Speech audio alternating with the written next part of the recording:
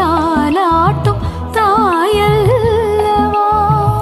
ஏதோ ஏதோ ஆனந்தராகும் உண்டானே உண்டானது. கால் போன பாதைகள் நான் போன போது கை சீர்த்த நீதானே மெய் சீர்த்த மாது.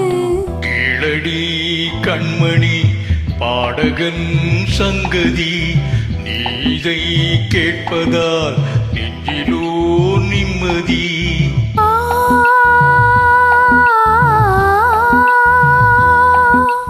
நாள் முழுதும் பார்வையில் நான் எழுதும் ஓர் கதையை உனக்கென்ன நான் கூற.